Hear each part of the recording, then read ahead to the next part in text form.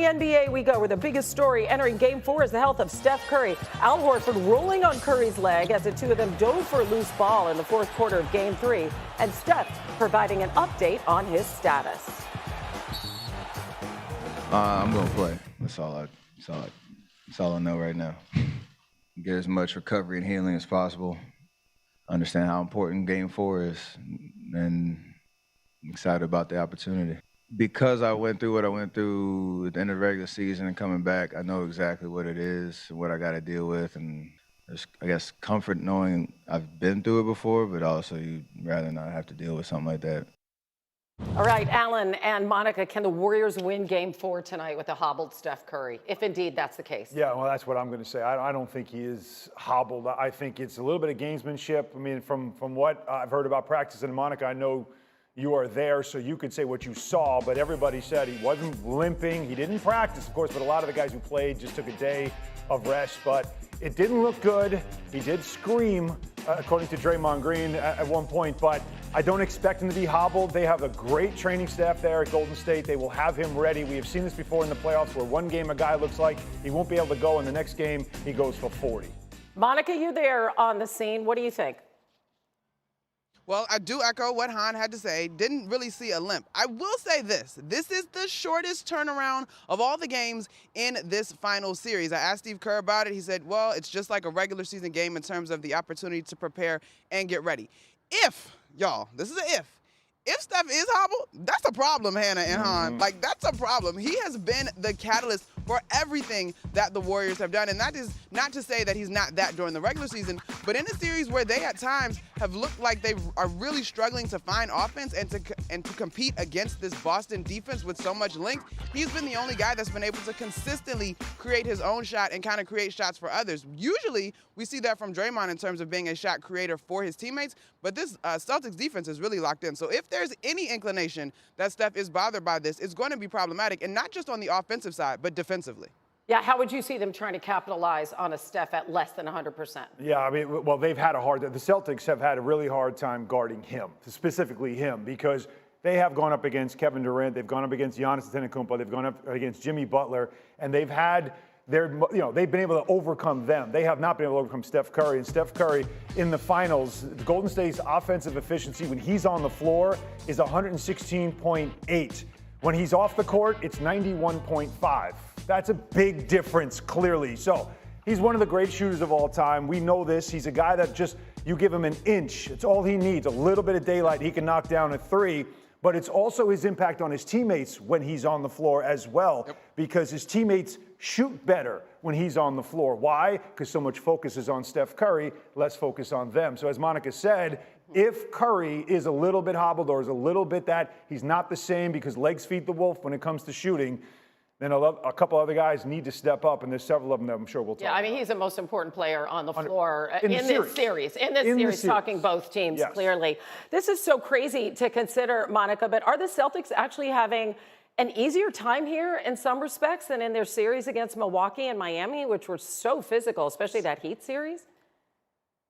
Ooh, Hannah, I hesitate to use the word easier, right? The Warriors are absolutely a formidable opponent, but it is different. I mean, Miami and Milwaukee, for that matter, had a different amount of size that you had to contend with. And I know for a fact, from my front row seat on the Eastern Conference Final Series, there was a different level of physicality involved in the Miami series. Now, that also meant that we saw some pretty wild swings in that series, right? And we've kind of seen that to start this series so far. It is far more familiar to the Celtics, I think, than it is the Warriors when you look at both teams' paths to get here. But I think that they are fully prepared to make this game physical and make the Warriors feel them. Ime Udoka said to us prior to Game 2, he has a roster full of two-way guys, and they take a lot of pride in that. Now, on the flip side, it's not like we're talking about the worst defensive team in the league in the Warriors, but they have to do a better job of making the Celtics feel them sooner. Yeah, top two in defensive efficiency in the regular season. Right, we have the two best defensive rating teams in the league right now, and what we're also seeing is two teams that turn the ball over a ton, and so points off turnovers are a big story in this series. It seems like, now the Golden State Warriors are actually averaging more points off turnovers per game in this series at 20.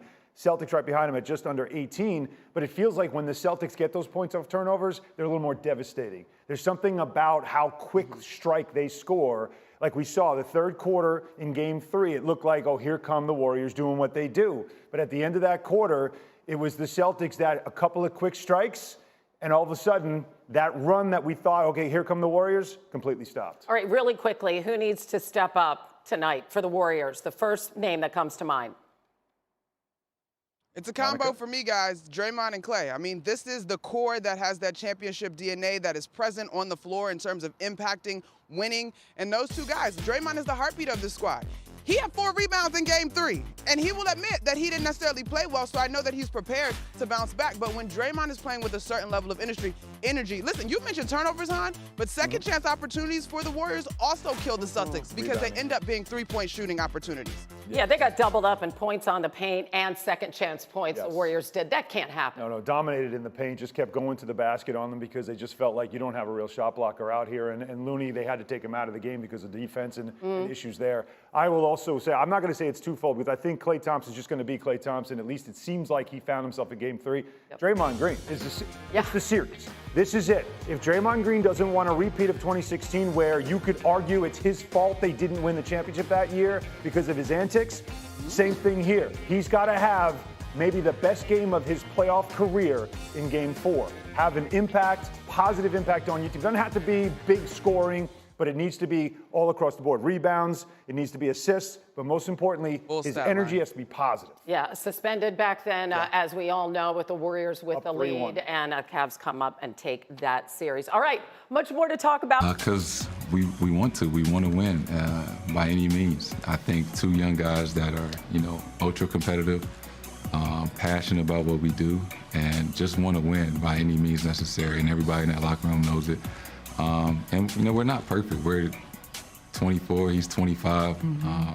I know everybody expects everything to happen just like that, but it took time. It takes time. But 2 of the hardest working guys, and we got the trust of our teammates to lead this group, and that's what we've been trying to do. So, Key, out of all the young duos in the league, right? Like Jason Tatum just said it, 24, 25, man. Like, there's nobody I'd rather buy more stock in than Jason Tatum and Jaylen Brown. I said this yesterday. I truly do believe that Jaylen Brown is the attitude for this team.